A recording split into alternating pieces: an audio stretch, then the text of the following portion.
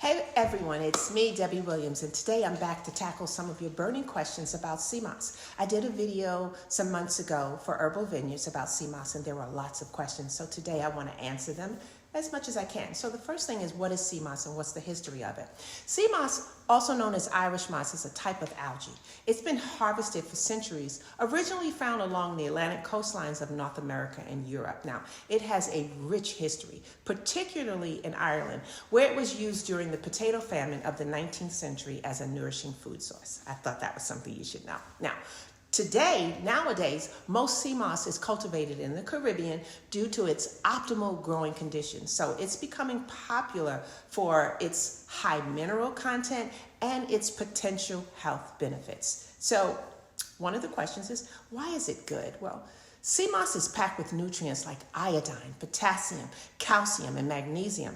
It's often praised for its ability to support the immune system, improve digestion, and even enhance skin health. So now let's go deeper to some of the questions that I've been getting about sea moss. One of the questions is sea moss safe for pregnant women?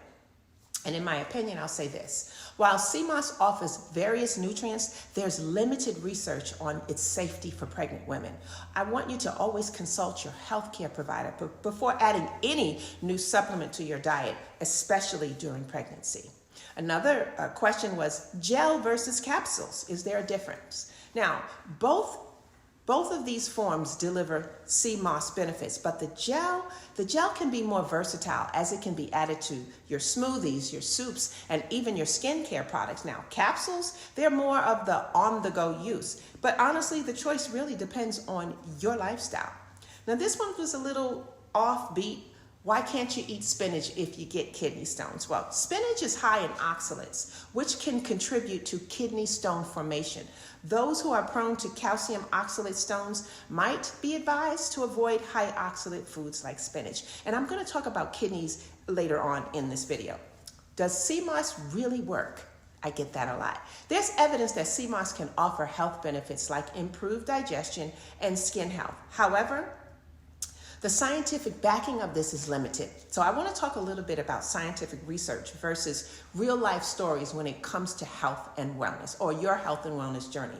So for something to be backed by science, the following steps must be followed. The first is that there is what I would call the hypothesis. Now, it all starts with a what if question. So for an example, what if eating oranges can make you feel energetic?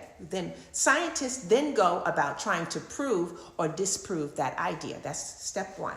And then step two, there's the experiment. Now, in the experiment, think of it like a cooking show challenge. There are rules to follow, and the scientists have to go step by step to make sure everything's fair and square. Then there's step three. Step three is what I would call the peer review. Now, once the experiment is done, it's not enough for a scientist to say, okay, hey, this works. Other scientists have to agree. Now, this is like having other chefs taste your dish and give it a thumbs up.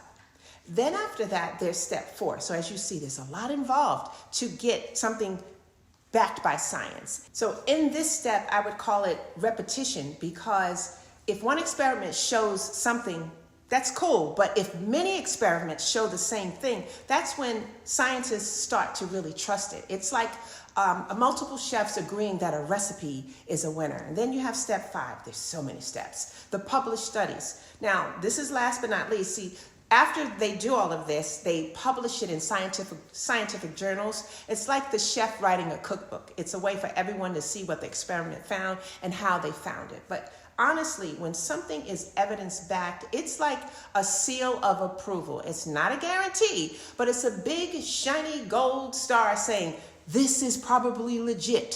So in the case of the benefits of sea moss, science has limited evidence of its amazing performance at this time. So this is why you'll get some people that don't believe in it because they feel there's not enough science evidence. But the fact is that science is behind a product. When they are, it really assures that the professionals have given it a green light. And so here's the kicker. A lot of natural remedies don't get the scientific attention they deserve. Why? Because those studies, they cost big bucks and take years to complete. So if you're waiting for a scientific seal of approval on every natural product, you might be waiting a while.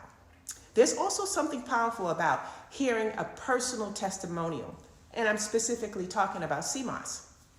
When someone says, I've tried this and it changed my life, it creates a different kind of trust. You think if it worked for them, then maybe it'll work for you. So in regards to the scientific studies, why not use the best of both worlds? Look at what science says, definitely, but also listen to what real people are experiencing. Get a fuller picture and then make the best decision for you. Another question says, who should or shouldn't take seamoss? Now, be cautious if you have a thyroid issue due to its high iodine content. Overconsumption could potentially lead to hyperthyroidism. Also, those with kidney issues may want to avoid it due to its high potassium content. So now let's address the kidneys. It's worth noting that the kidneys are highly specialized organs that are capable of self-regulation and detoxification under normal conditions. Your kidneys play a crucial role in filtering waste products from the body and maintaining your body's fluid balance and electrolyte levels. Now, seamoss has been shown to support kidney health under normal conditions. And here are some ways. One, it's one of the foods with the broadest range of vitamins and minerals, including electrolytes like potassium, magnesium, calcium, and iodine, which are all critical for maintaining healthy kidney function. Now, potassium, for example, helps to regulate blood pressure and prevent the formation of kidney stones. However, people with kidney disease may need to limit their intake of these nutrients as excess levels can be harmful. When the kidneys are not functioning properly, waste products can build up in the blood, leading to a variety of health problems. With that being said, if you have known issues, consult with your doctor, who should be a nephrologist. So consult with your doctor before you start taking seamoss. Another question is, can too much iodine be an issue? And the answer is yes. Excessive iodine intake can lead to thyroid issues like hyperthyroidism or hypothyroidism. Another question is too much seamoss bad for renal failure? Of course, we just talked about the kidneys, because it's high in potassium, which can be problematic for people with renal issues, as they may struggle to filter out excess potassium, leading to dangerous levels in the blood. Another question, should I continue probiotics when I'm taking seamoss? Now, seamoss can offer some gut health benefits, but it doesn't replace the range of beneficial bacteria that probiotics provide. So I would say it's safe to continue taking probiotics alongside seamoss, but always consult your healthcare provider for personalized advice. Well, that wraps it up. Got more questions? Drop them in the comments below. Until next time, this is Debbie Williams signing off. Be well and stay curious.